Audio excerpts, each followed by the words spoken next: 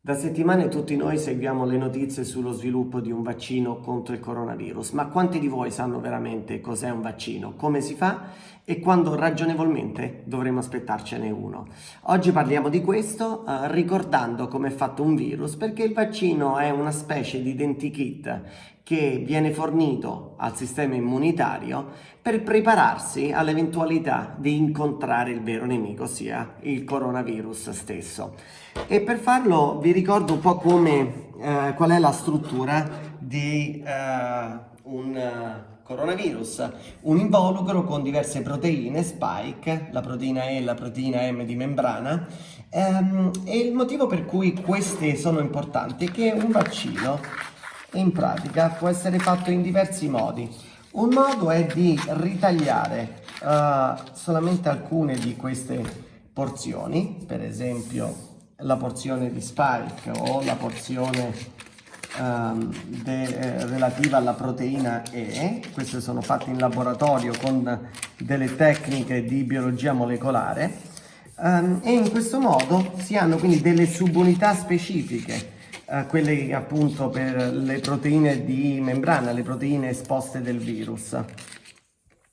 Quindi ci possono essere queste tre proteine di membrana. Altri vaccini invece vengono fatti inattivando, ossia spaccando letteralmente in parti non riproduttive, quindi non efficaci, il virus.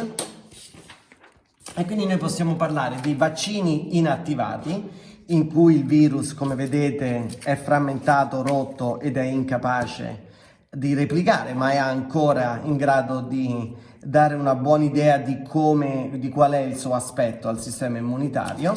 Oppure si può parlare di vaccini a subunità, ossia quello che viene mostrato sono le tre subunità, la proteina spike, la proteina E o la proteina M di membrana, e solamente queste vengono iniettate. Perché è così importante iniettare queste proteine? Perché, come vi avevo spiegato, queste proteine vengono riconosciute da anticorpi specifici, come ad esempio l'anticorpo per la proteina spike, o per esempio l'anticorpo per la proteina M o per la proteina E.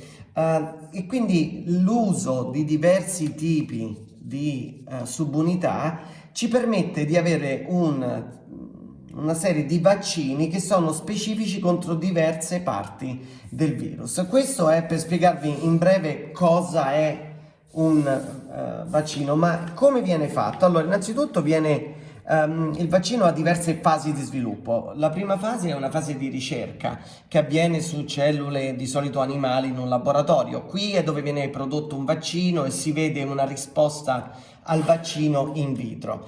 Poi avviene una fase di sperimentazione clinica chiamato protocollo clinico di fase 1, che deve testare la sicurezza. Questo viene fatto su 20-50 pazienti volontari sani. Poi se il vaccino passa questa fase si va in un protocollo clinico di fase 2 su 100-500 pazienti. Qui si studia l'effetto della dose del vaccino e il tipo di risposta immunitaria che questo vaccino riesce a creare. Come vi avevo spiegato ieri, se è un vaccino basato sulla risposta delle linfociti B o T.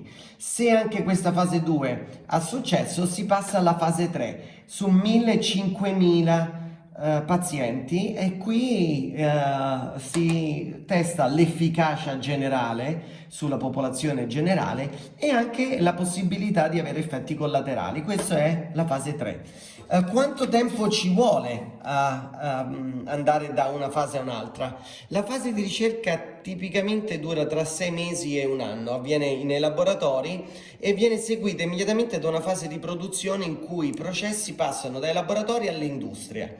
Da qui in poi tutto viene sottoposto all'analisi dei clinici, con dei fase 1, quello su pochi pazienti che dura intorno a 10 mesi, il fase 2 che può durare un anno e mezzo, e il fase 3 che può durare anche fino a 2 anni per capire gli effetti collaterali. Capite che quindi dal momento in cui si inizia a ricercare un vaccino al momento in cui si arriva al mercato ci possono volere anche fino a 5 anni. Adesso questo è stato completamente cambiato nel caso del coronavirus, perché sono moltissimi i vaccini che sono attualmente in studio, circa 50, e ce ne sono 6 che sono già all'interno del trial clinico di fase 1.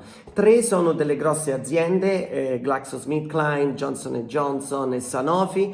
Altri sono stati sviluppati da aziende più piccole, Inovio, Moderna e IRBM. Questo è il vaccino italiano che viene testato proprio in questi giorni su dei volontari ad Oxford, in Inghilterra.